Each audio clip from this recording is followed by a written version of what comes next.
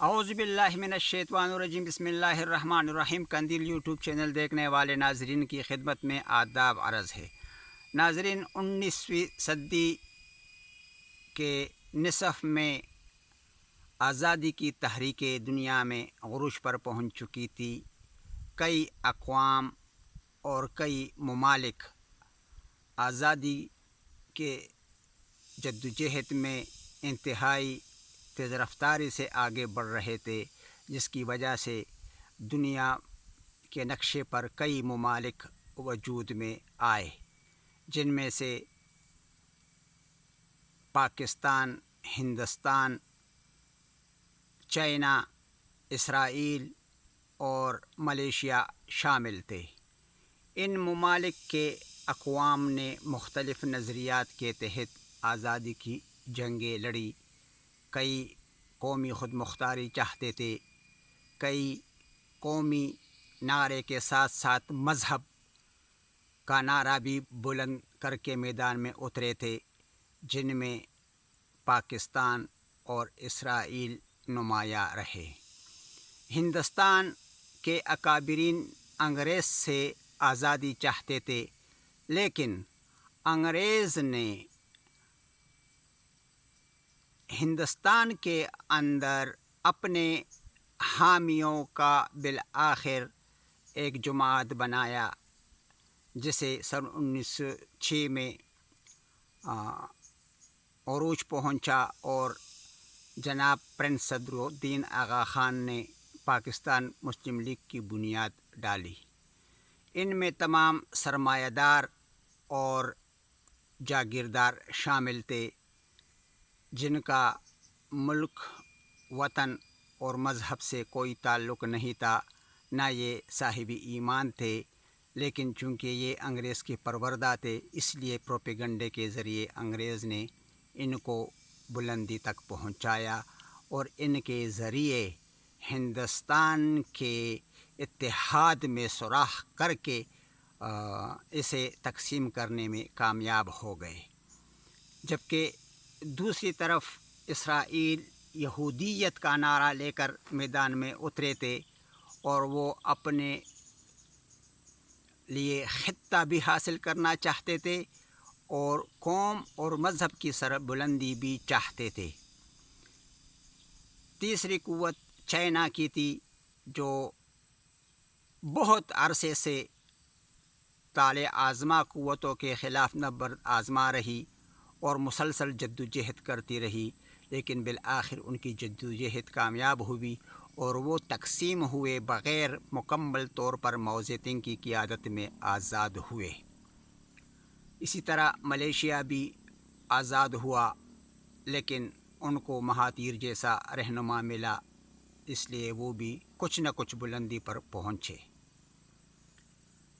بدقسمتی سے پاکستان دو قومی نظریہ کے غیر ضروری اور غیر فطری جذبے کے تحت وجود میں آیا تھا، لہٰذا وہ جن قوتوں نے بنایا تھا وہ انہی کے شکارگاہ میں تڑپ رہا ہے۔ ہر قوم ایک نظریہ لے کر میدان میں اترتا ہے، ان کے رہنما، دانشور، مفکرین، مبلغین مل کر اس قوم کو اپنے جدوجہد میں کامیابی سے ہمکنار کرانے کی بھرپور کوشش کرتے ہیں۔ مثال کے طور پر اسرائیل کے تمام مکتب فکر کے لوگ یکسو ہو کر اپنے مقاصد کی تکمیل کے لیے ہر حد تک جانے کے لیے سر پر کفر باندھ کر اترے تھے، لہٰذا آج وہ عظیم تر اسرائیل بنانے میں کامیاب ہوئے۔ اسرائیل، جسے مسلم ممالک تسلیم نہ کرنے کا رٹ لگائے ہوئے تھے، اور انگریز کا مقصد تھا کہ یہ فلسطینیوں کے مزید علاقوں پر قبضہ کر کے وسعت اختیار کر لے تو پھر اس کے بعد ہم یہ مسلم دنیا سے تسلیم کروائیں گے۔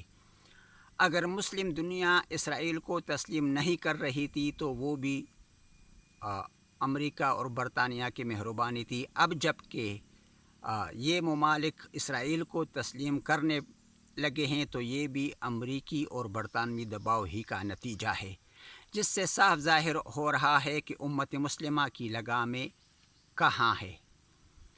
اب ہم آتے ہیں اپنے ملک کی طرف۔ پاکستان دو قومی نظریے کی بنیاد پر آزاد ہوا، لیکن یہ سازشوں، منافقتوں، جھوٹ اور بڑکیوں کا آماجگاہ بنا رہا۔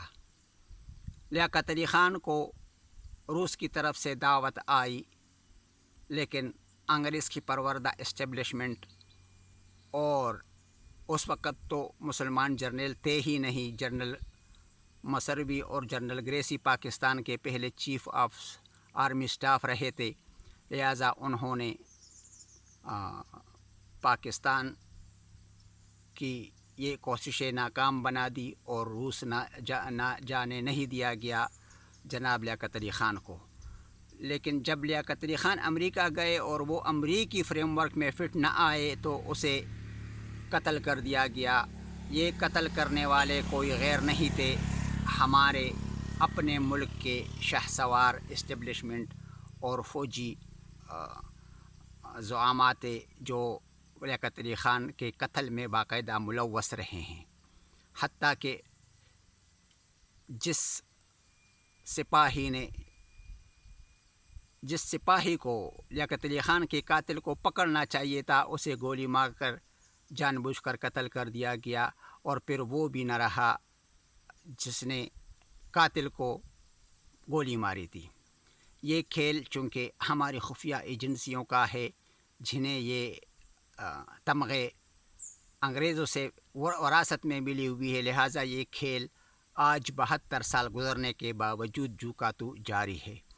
اب آتے ہیں کہ ہم کیوں ناکام ہوئے۔ اپنے اہداف حاصل کرنے کے لیے ہر قوم کو متحد ہونا پڑتا ہے۔ جب آپ منزل کا تعین کرتے ہیں تو اس کے لیے راہیں بھی تراشتے ہیں، اور اس راستوں پر چلنے کے لیے جتنے بھی خطرات آتے ہیں اسے دور کرنے کی کاوشیں بھی آپ کو کرنے ہوتے ہیں۔ لیکن بدقسمتی سے ہماری کوئی منزل تھی ہی نہیں، ہمارے کچھ اہداف تھے ہی نہیں، ہم تو مفت میں ملے ہوئے ایک انگریز کے مہربانی سے ملے ہوئے ٹکڑے میں بس گئے تھے، لہٰذا ہمارے جتنے بھی زعامات تھے ان کو انگریز کے اشاروں پر ہی چلنا تھا۔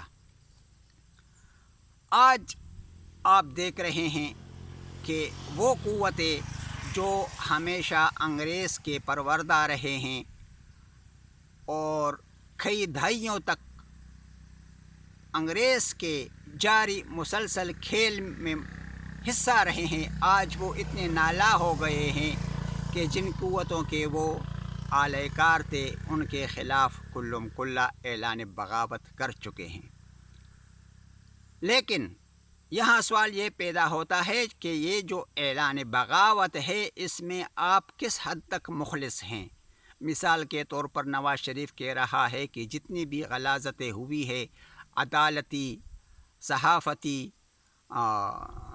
محلاتی جتنی بھی سازشیں ہوئی ہیں، یہ ان کے پروردہ سب جرنیل رہے ہیں۔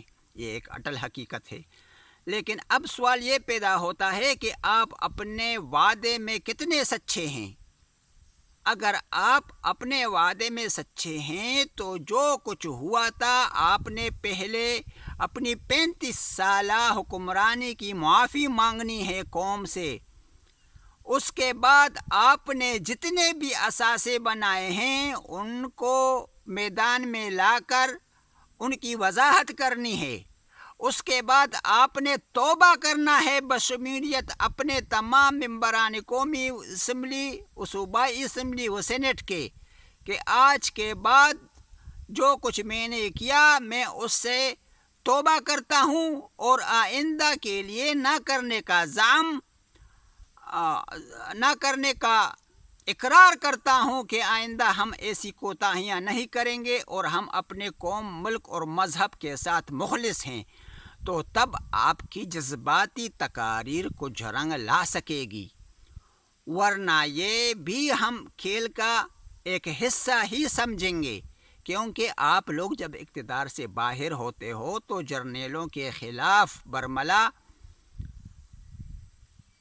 سب کچھ کہہ ڈالتے ہو، لیکن جب اقتدار میں آتے ہو تو انہی کے آغوش میں سو جاتے ہو اور امریکی اور برطانوی احکامات کی تابعداری کرتے ہو۔